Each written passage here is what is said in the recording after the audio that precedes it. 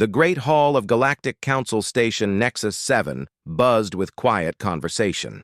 Beings from across the galaxy moved in small groups, their strange forms creating a living rainbow of colors and shapes. Some floated, others walked on legs that numbered anywhere from 2 to 12, and a few simply existed as clouds of glowing gas that pulsed with their thoughts. Ambassador Sarah Chen stood near the large windows that showed the endless stars beyond. She held a glass of something that tasted almost like Earth wine, though it came from a planet 3,000 light-years away. The human woman wore a simple black dress that looked plain next to the elaborate robes and energy fields that other diplomats preferred. But what made her stand out were the two figures standing nearby. Colonel Martinez and Sergeant Kim wore their dress uniforms, but even in formal clothes, their weapons were visible. Energy pistols hung at their sides, and the soft glow of personal shields flickered around them like barely seen halos. Their eyes moved constantly, watching the crowd, checking exits, noting every being that came too close to their ambassador. This was normal for humans. Every human diplomat, trader, or visitor to the galaxy carried weapons and brought guards. It had been this way for the 3 months since Earth joined the Galactic Federation. At first, the other species had thought it was just caution in a new environment. Now they were starting to worry. A soft chiming sound made Sarah turn. Ambassador Zethkri of the Veltar hegemony approached, his crystal body catching the light from the stars outside. The Veltar looked like living gemstones, beautiful and delicate, with thoughts that moved through their transparent forms like colored lightning. "Ambassador Chen," Zethkri said, his words coming from a small device that changed his crystal vibrations into human speech. "Might I have a word?" Sarah smiled and nodded. "Of course, Ambassador. What's on your mind?" Zethkri's crystal form flickered with nervous purple light. "It is a delicate matter. Many of the council members have been talking. We are concerned about your security arrangements." "My security?" Sarah looked at Colonel Martinez, who stepped closer, but kept his expression neutral. "Is there a threat I should know about?" No, Zethkri said quickly, his colors shifting to apologetic blue. "The threat we worry about comes from your people. Why do humans bring so many weapons to peaceful meetings? Your guards carry enough firepower to fight a small war. Do you not trust the Federation's protection?" The conversation around them began to slow. Other beings turned to listen, their various forms of curiosity obvious. The Kithara, who looked like giant birds with rainbow feathers, stopped their musical chattering. The Nephilim, living clouds of gas and energy, pulsed with interested colors. Even the Granite Lords, massive beings that looked like walking mountains, turned their stone heads to hear the answer. Sarah had known this question would come. Every human delegation faced it eventually. She set down her glass and looked around at the gathering crowd. More beings drifted closer, drawn by the sudden tension in the air. "That's a fair question," Sarah said, her voice calm and steady, "and I think it deserves a complete answer." Zethkri's crystal body brightened with relief. "We do not wish to offend. We simply want to understand. In all our time in the Federation, we have never seen a species bring such heavy weapons to diplomatic events. Most of us carry nothing more dangerous than communication devices." A new voice joined the conversation. "Perhaps they plan to conquer us all," said Ambassador Thoric of the War Clans. The Thoric looked like a cross between a lizard and a bear, with thick scales and powerful arms. But even his people, known for their love of battle, carried only ceremonial weapons to Federation meetings. Sarah shook her head. "We're not here to conquer anyone, Ambassador Thoric. Quite the opposite, actually." "Then why?" asked a musical voice from above. One of the Kithara had landed nearby, her rainbow feathers shimmering with curiosity. "Why do you bring death dealers to places of peace?" The crowd was growing larger now. Beings from dozens of worlds pressed closer, their strange eyes and sensors focused on the human ambassador.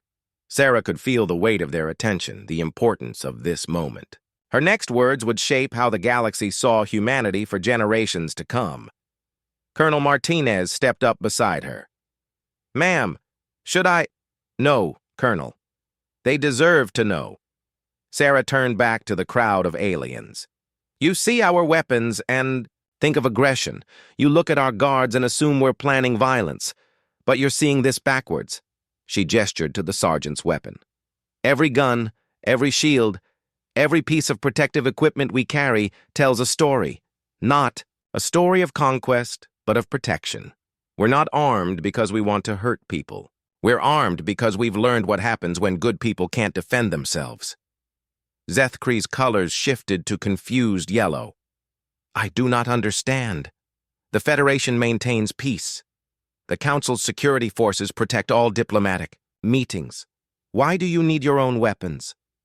"Because," Sarah said, her voice growing harder, "we've seen what happens when people trust others to protect them. We've learned that the worst monsters don't always look like monsters. Sometimes they wear uniforms and carry badges and promise that if you just give up your ability to fight back, they'll keep you safe." The alien crowd stirred uneasily.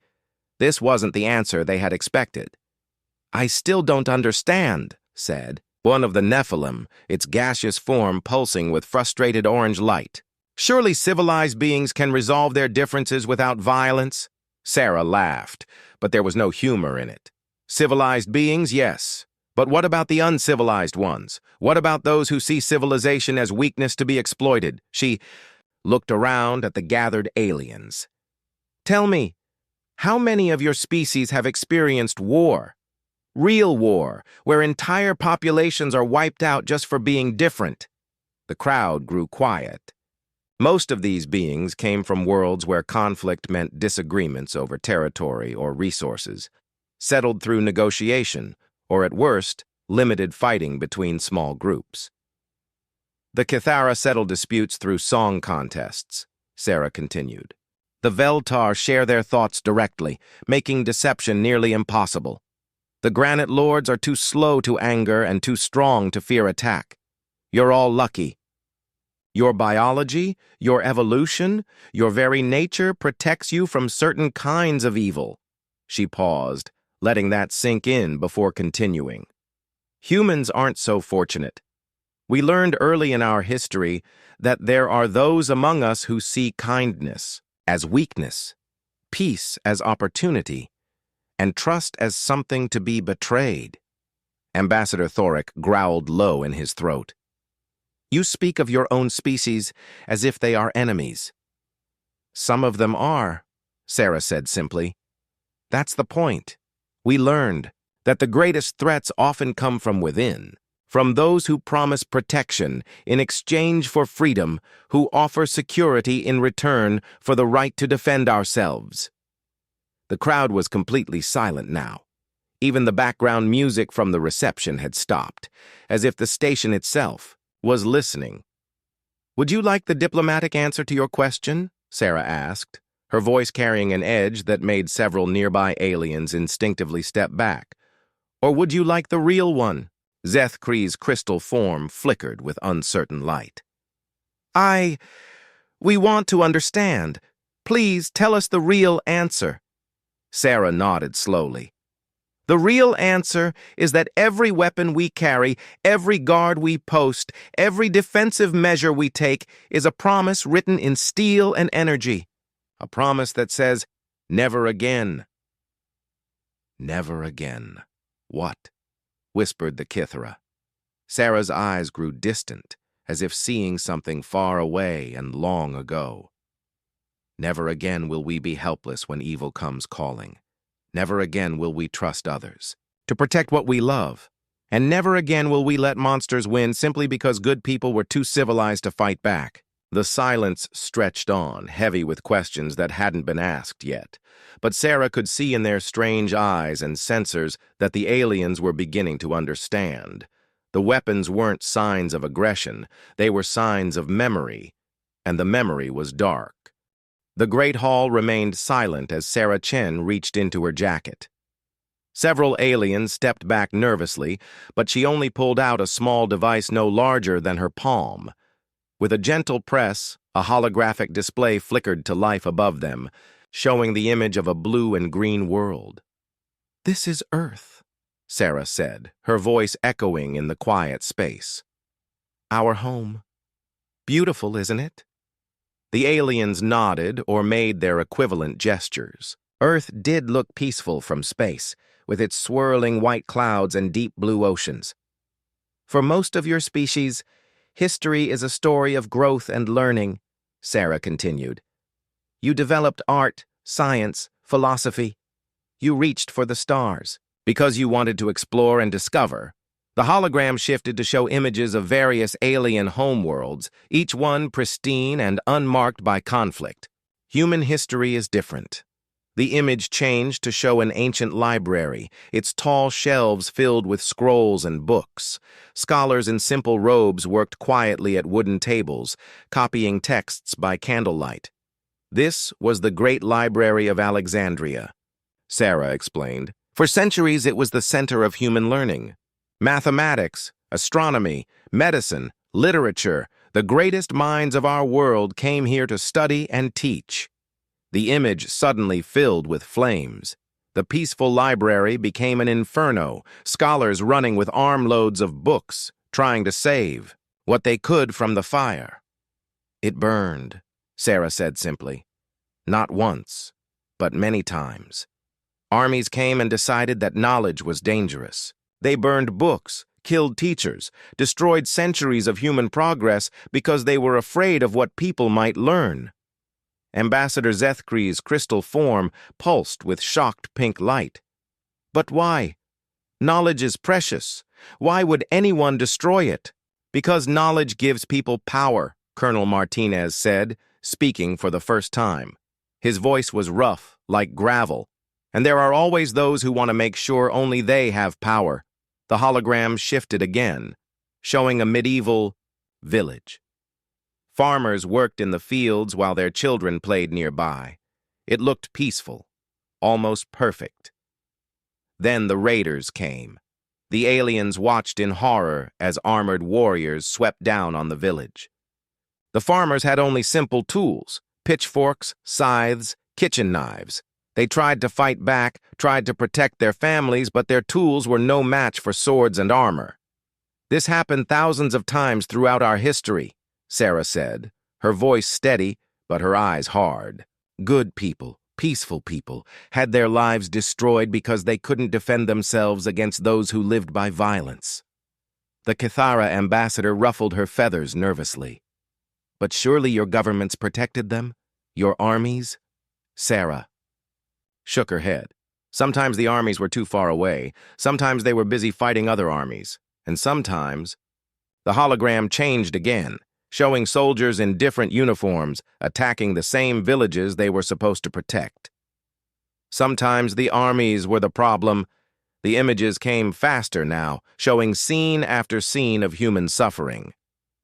Cities, burning while their libraries and schools went up in smoke. Scholars hiding their work in caves and secret places, hoping someone would find it after they were gone. Ordinary people trying to protect their families with whatever weapons they could find. "We learned early that knowledge, culture, and peace are precious things," Sarah said. "And precious things need protection. But more importantly, we learned that you can't always count on others to provide that protection." A new image appeared.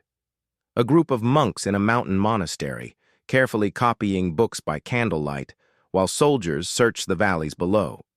"These men spent their lives preserving human knowledge," Sarah explained. "They hid in remote places, copying texts in secret, passing down learning from one generation to the next. They knew that if they were caught, they would be killed.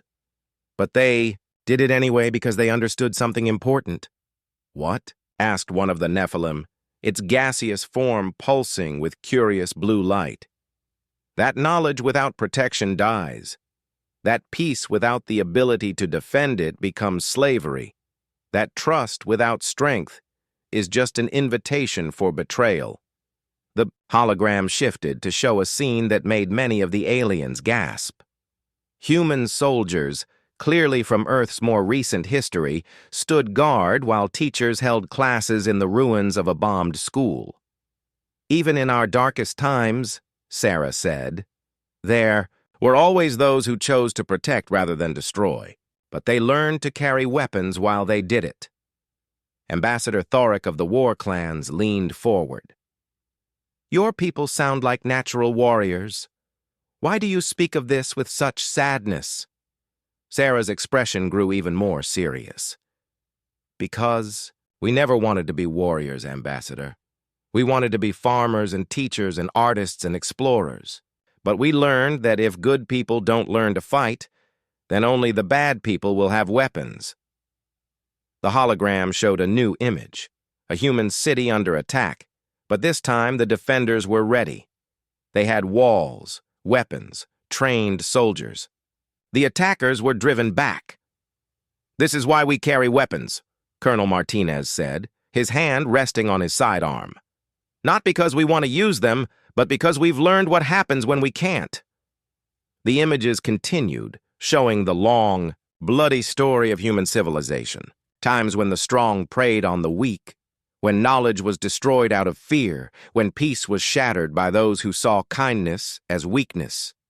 But you must understand, Sarah said, addressing the crowd of alien diplomats, that for every destroyer in our history, there were 10 protectors.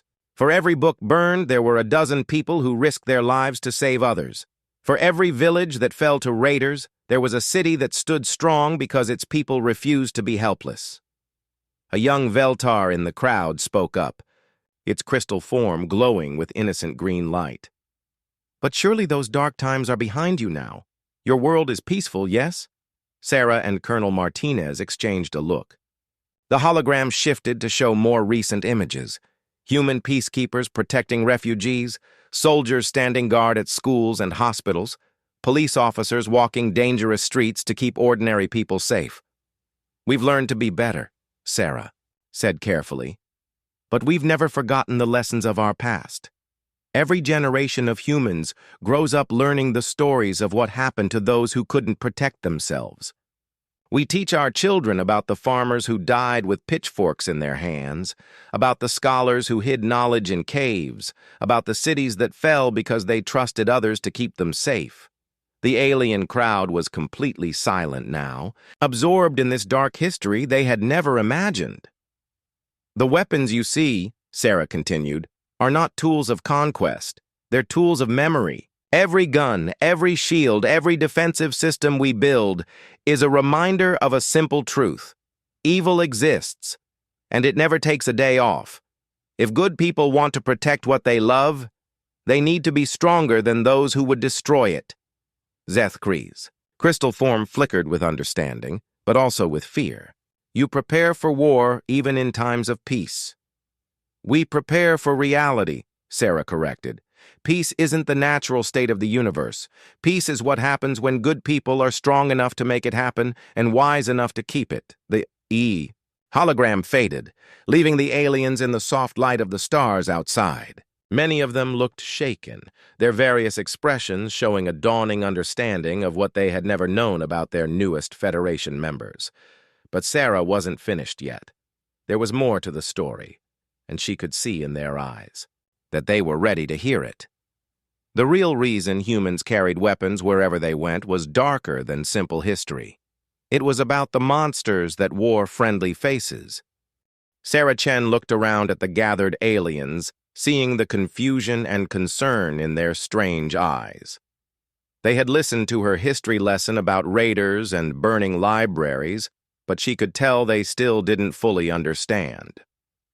To them, these seemed like problems from a primitive past, things that civilized beings had moved beyond. She was about to show them how wrong they were. I can see you're thinking that these are old problems, Sarah said, her voice quiet in the large hall. That modern civilization has moved past such crude violence. You're wondering why we still carry weapons against enemies from the distant past. Several aliens nodded or made their equivalent gestures. The young Veltar, who had spoken earlier, glowed with hopeful light. The truth is, Sarah continued, the worst chapter of human history didn't happen in the distant past. It happened less than a century ago, and the monsters responsible didn't look like monsters at all. The holographic display flickered back to life, showing a human city that looked almost modern. Clean streets, tall buildings, people in business, clothes walking to work. It could have been any prosperous human settlement. This is Berlin, Germany, in the year 1933, Sarah said. A civilized city in a civilized country. The humans living here had art, music, literature, science. They had elections and laws and police. They thought they were safe. The image zoomed in to show the people more closely. Families walking together, children playing in parks, couples holding hands by a river. They looked happy and peaceful. These people had given up their weapons years earlier, Colonel Martinez said, his voice grim.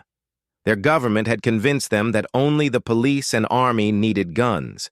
Private citizens, they were told, should trust their leaders to protect them. The scene changed. Now the same streets were filled with marching soldiers, but these soldiers wore different uniforms. They carried bright red flags with twisted black symbols. A new government came to power, Sarah explained. They promised order, prosperity, protection from enemies. All the people had to do was trust them completely.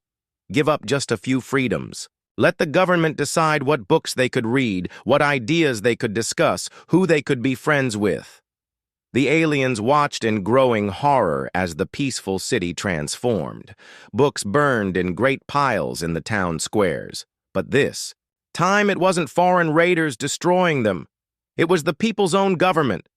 But surely the people resisted, asked Ambassador Thoric, his scaled hands clenching into fists. The war clans would never accept such treatment. Some tried, Sarah said sadly.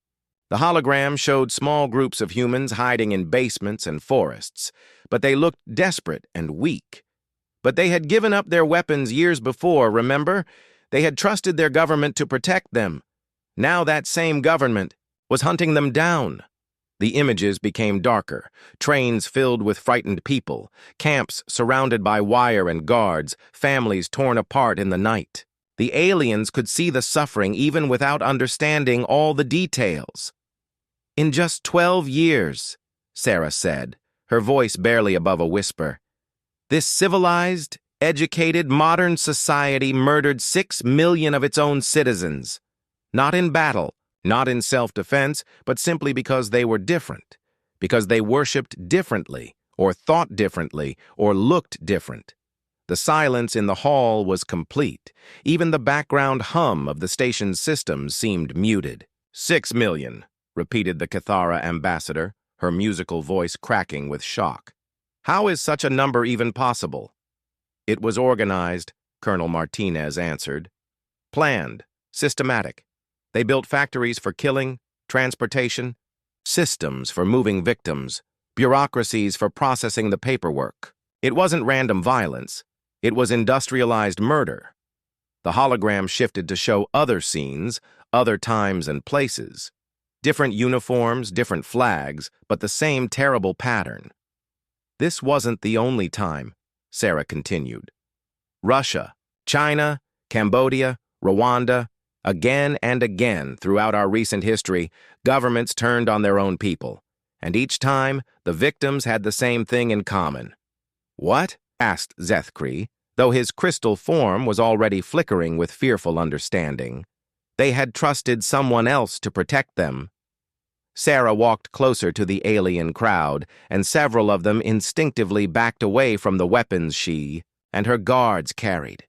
You see, she said, we learned something that most species never have to learn. The greatest evil doesn't come from foreign invaders or wild beasts. It comes from those who promise to keep you safe if you'll just give them complete control. She gestured to the Cathara. Your people have never known betrayal like this because your biology makes it almost impossible. Your songs carry emotional truth. Deception shows in your voice. Then to the Veltar. Your crystal matrix lets you share thoughts directly. Lies are immediately obvious to you.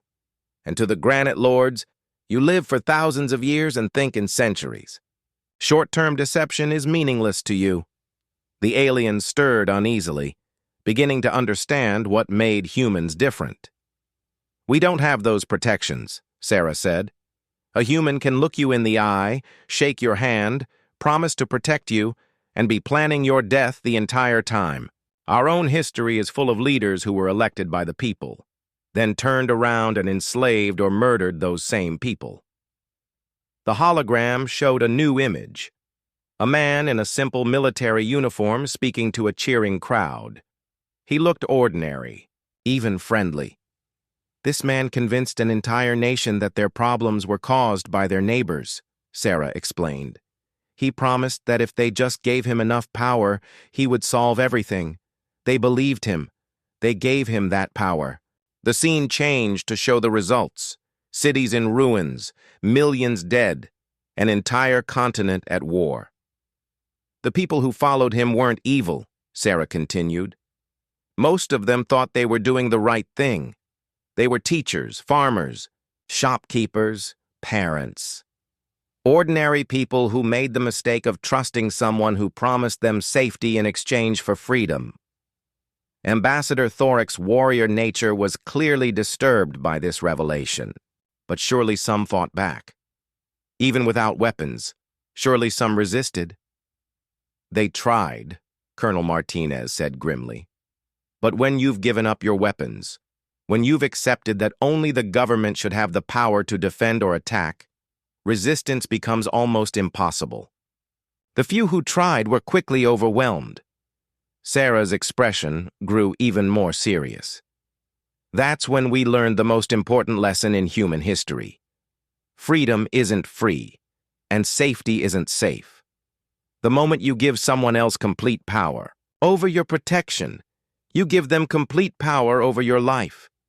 She held up her sidearm, a sleek energy weapon that glowed softly in the hall's light.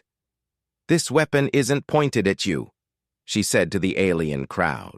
It's pointed at anyone who would try to take away our right to defend ourselves, anyone who would promise us safety in exchange for our freedom, anyone who would tell us that we should trust them completely because they know what's best for us. The young Veltar's light flickered with confusion. But the Federation would never do such things. We are civilized, peaceful. I'm sure you are, Sarah said gently. And I hope you always will be. But hope isn't enough. Trust isn't enough. Good intentions aren't enough. She looked around at all the assembled diplomats, these beings from dozens of worlds who had never known betrayal on such a scale. Every human learns this history in school, she continued. We teach our children about the farmers with pitchforks, about the scholars hiding books in caves, about the ordinary people who trusted the wrong leaders. We make sure every generation understands what happens when good people become helpless. Colonel Martinez stepped forward. Every weapon we carry, every ship we build, every defensive system we install comes with the same promise. Never again. Never again will we be helpless when evil comes calling. Never again will we trust others to protect what we love. Never again will we let monsters win simply because we were too civilized to fight back. The alien crowd was silent, processing this dark revelation about their newest Federation members. They had asked why humans were so heavily armed, expecting an answer about primitive aggression or mistrust. Instead, they had learned about memory, about the terrible knowledge that monsters could wear friendly faces and evil could come wrapped in promises of protection. But there was still more to the story, something that would change everything they thought they knew about the galaxy itself. The Great Hall remained silent after Sarah's dark revelation about human history. The alien diplomats stood frozen, processing the terrible knowledge of what civilized beings could do to each other. Many had never imagined that evil could wear such ordinary faces, that monsters could be elected rather than conquered. Then a new voice spoke from the back of the crowd, and every being in the hall turned to look. The young human speaks truth, but she speaks only part of it. The crowd parted slowly, almost reverently, as a figure approached. It moved with a grace that seemed to bend the very air around it, and its form shifted constantly between energy and matter. Sometimes it looked solid, like a tall humanoid made of living starlight. Other times it appeared as a flowing cloud of silver and gold that sparkled with its own inner fire. Sarah Chen felt her heart skip a beat. She had heard descriptions of this being, but had never expected to see one in person. "First among stars," she said, offering the formal greeting her diplomatic training had taught her. "We are honored by your presence." The Ascended acknowledged her with a gesture that somehow conveyed both ancient wisdom and gentle amusement. Around them, the other aliens were backing away, their various forms showing deep respect mixed with awe. The Ascended were the oldest known species in the galaxy, beings of such advanced development that they rarely bothered with the affairs of younger races. "I have watched your species since you first looked up at the night sky with wonder," First Among Stars said, its voice resonating directly in every mind present without need for translation devices. "The younger races fear your weapons, but I fear something else entirely." Ambassador Zethkri's crystal form flickered with confusion. "What could possibly frighten one such as you?" "Your restraint," the Ascended replied, and somehow managed to look directly at Colonel Martinez despite having no fixed eyes. "Do you know what we call a species that develops weapons capable of ending all life on their world within 2 centuries of discovering electricity?" The alien crowd waited in tense silence. "Extinct," First Among Stars said simply. "They either destroy themselves in nuclear fire, or they turn their worlds into poisoned wastelands. We have observed 847 species reach this threshold of power." The ancient being paused, letting that number settle into their minds. 846 followed the same path. They created the power of gods, then used it to destroy themselves and everything they claimed to love. Sarah felt a chill run down her spine. She had known humans were unusual, but she had never realized how unusual. "Humans," the Ascended continued, its form shifting to a more solid appearance, as if to emphasize the importance of its words. "Created weapons that could end all life on Earth. Bombs that could level entire cities. Poisons that could kill every living thing on continents. Diseases that could wipe out entire populations." The alien diplomats looked at the human delegation with new fear. Colonel Martinez and Sergeant Kim suddenly seemed not just armed, but terrifying. If their people could create such horrors, what were they capable of? But then, First Among Stars said, and its voice carried a note of something that might have been wonder, "They put the weapons away. The fear in the room shifted to confusion. They created treaties, protocols, safeguards. They built systems to prevent their own weapons from being used. They chose restraint when they had the power of stars in their hands." Ambassador Thoric leaned forward, his warrior's mind struggling with this concept. Why would any species voluntarily limit their own power? Sarah started to answer, but the Ascended raised a hand that sparkled with inner light. "Because they learned something that 846 other species could not," First Among Stars explained. "They learned that having the power to destroy everything doesn't mean you should use it. They developed wisdom faster than they developed weapons." The ancient being gestured toward Colonel Martinez and his sidearm. "These weapons you fear, compared to what humans could carry, these are children's toys. They could arm themselves with reality-altering devices, planet crackers, consciousness scramblers. Their military could deploy weapons that would make your worst nightmares seem pleasant."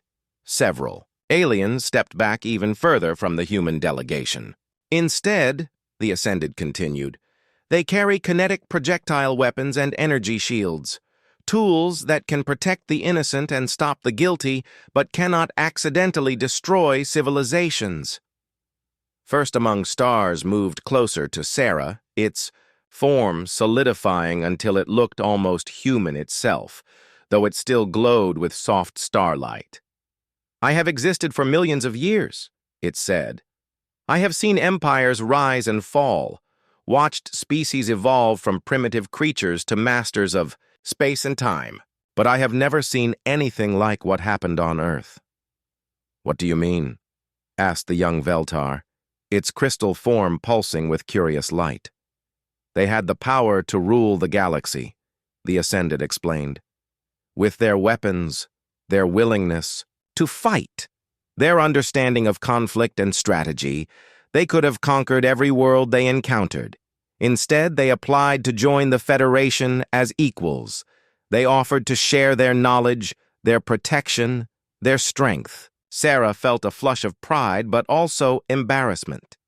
She had never thought of humanity in quite these terms. "More than that," First Among Stars continued, "they came not as conquerors, but as protectors. Every human ship, every space station, every colony is designed with one purpose: to defend those who cannot defend themselves." The Ascended turned to address the crowd directly. "These beings you fear, these heavily armed humans, have spent the last 3 months since joining the Federation doing what? Building new trade routes to benefit all species, sharing medical technology to heal diseases, offering their military expertise to protect peaceful worlds from raiders and pirates." Ambassador Zeth Kree's colors shifted to a shamed purple.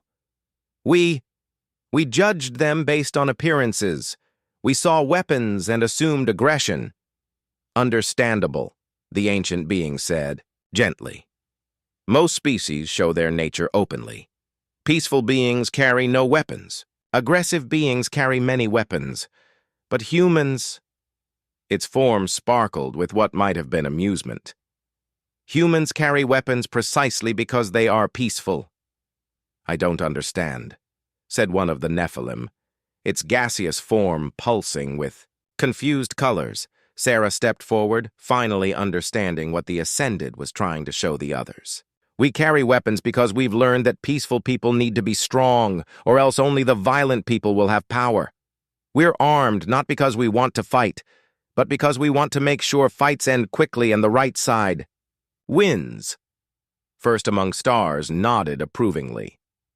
"In all my eons, I have never encountered a species that understood this principle so deeply.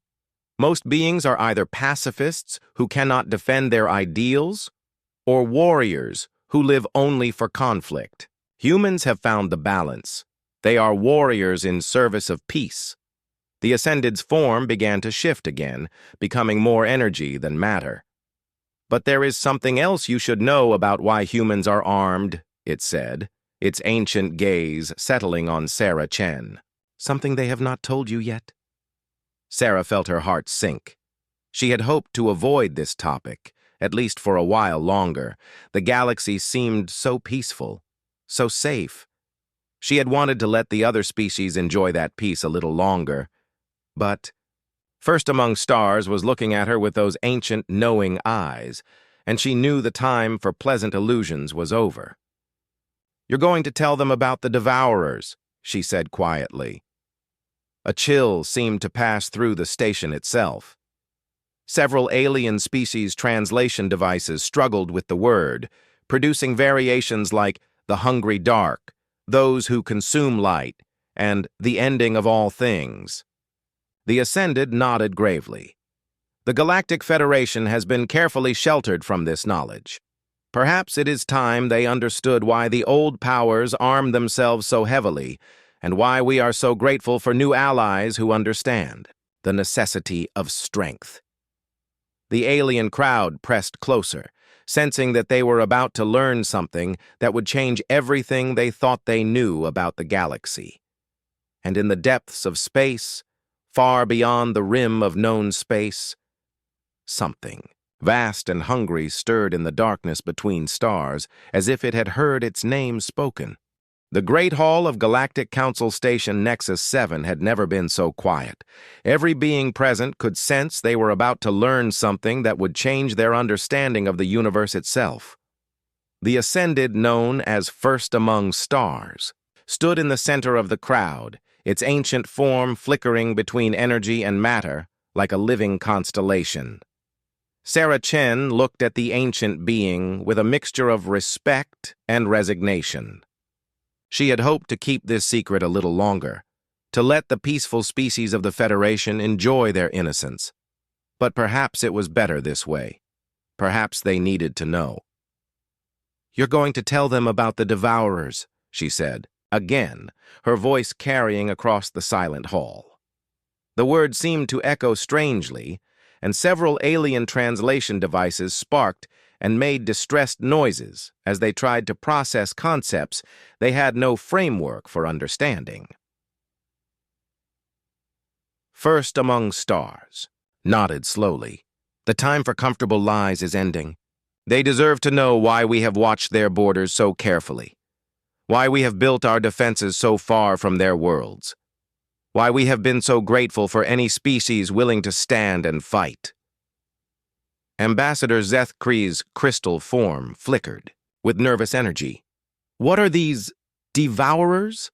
I have never heard this term in any Federation database."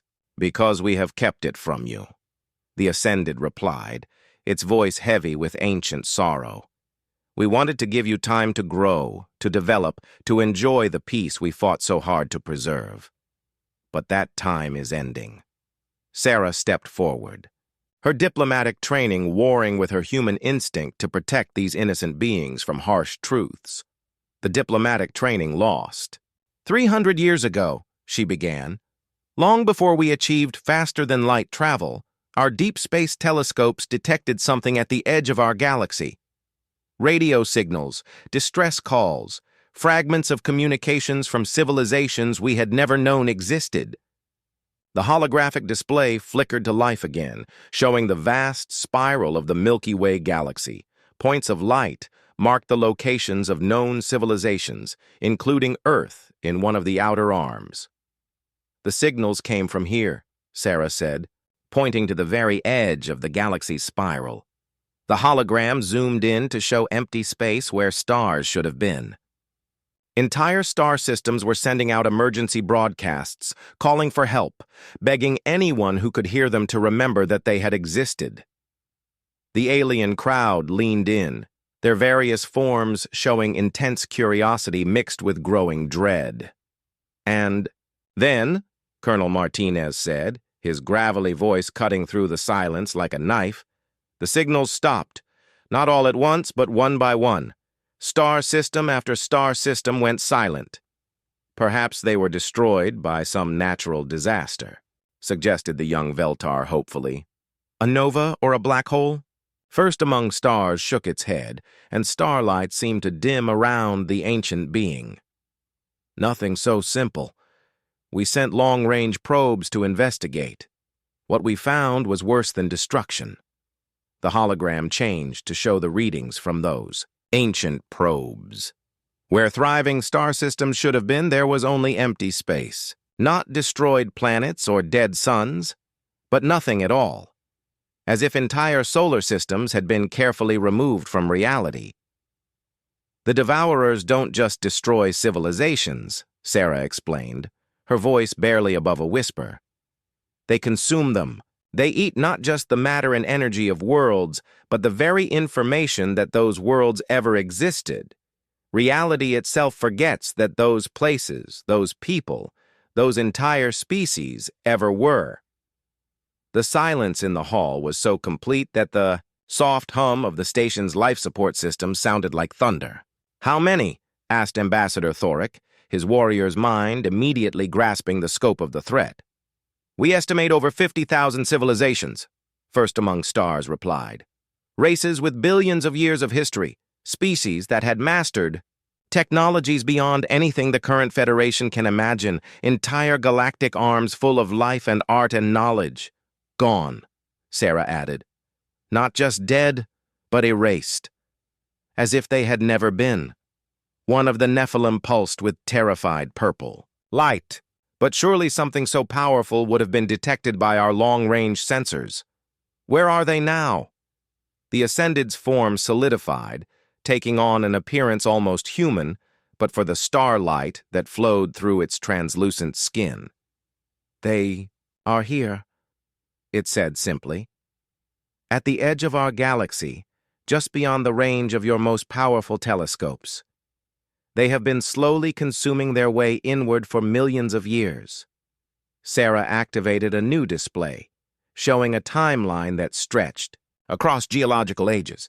The Ascended have been fighting a holding action for 3 million years, she explained. Every few centuries they fall back another 1,000 light years. The Federation exists in this peaceful bubble because ancient powers like First Among Stars sacrificed themselves to maintain the barriers. The alien diplomats looked around at each other with dawning horror. Their entire civilization, everything they had thought was normal and permanent, existed only because others were dying to protect them. But surely with all our combined fleets, our technologies, we could fight them? Ambassador Thoric's scales bristled with instinctive aggression. We tried that, First Among Stars said sadly. 15,000 years ago, we assembled the greatest armada in galactic history. Ships from 100 species, weapons that could crack planets, shields that could withstand supernovas. We threw everything we had at the nearest Devourer scout. Force! What happened? Whispered the Kithara. It ate them, the Ascended replied. Ships, weapons, crews, the very memory of their existence. The Devourers learned our tactics, absorbed our technology, added our strength to their own. When the next wave came, they were stronger than before. Sarah took a deep breath, preparing to deliver the hardest truth of all. When humanity learned about this threat, our entire military philosophy changed. Every human ship, every space station, every colony was redesigned with one purpose in mind. Colonel Martinez stepped forward, his hand resting on his sidearm. When the Devourers come, we will not go quietly. We won't surrender, we won't negotiate, and we sure as hell won't let them add our strength to theirs. Every weapon we carry, Sarah continued, every soldier we train, every defensive system we build is designed around a single principle. When you can't win, you make sure the enemy pays such a terrible price that they think twice about attacking anyone else. The young Veltar's light flickered with confused hope. But surely there must be some way to defeat them, some weakness. First Among Stars turned to look at the human delegation, and for the first time, there was something like hope in its ancient voice. Perhaps. In all my eons of existence, I have never encountered a species like humanity. They are the first race we have found that prepares for threats they have never faced, based solely on the suffering of others. The Ascended addressed the crowd directly. Every other species in the Federation fights to protect themselves, their own worlds, their own people. Admirable but limited. Humans? The ancient being paused, as if searching for the right words. Humans fight to protect the concept of protection itself. Sarah nodded grimly. We've seen what happens when good people can't defend themselves. We've lived through the nightmare of watching evil triumph because the innocent were helpless. We swore it would never happen again, not to us, not to anyone. Colonel Martinez's voice carried the weight of absolute conviction. Every human in the galaxy carries the same promise. We will stand between the darkness and the light. We will fight for those who cannot fight for themselves. And when the Devourers come, they will find that some prey bites back. The alien diplomats stood in stunned silence, trying to process this revelation. Their peaceful federation, their gentle way of life, existed only because ancient guardians held the line against cosmic horrors beyond imagination. Ambassador Zethkri approached Sarah, his crystal form resonating with new understanding and deep shame. I apologize for questioning your weapons. We saw aggression where we should have seen guardianship. Sarah placed a gentle hand on the alien's crystalline surface. You had no way of knowing. Your species have been fortunate enough to evolve in safety. But now, you know the truth. She looked out through the great windows at the stars beyond, beautiful and peaceful in the endless night. The galaxy is vast and wonderful, filled with art and music and wisdom beyond measure. It's worth protecting. Someone has to make sure it stays that way. First Among Stars moved to stand beside her, its ancient form flickering with something that might have been pride. For the first time in millions of years, we are not fighting alone.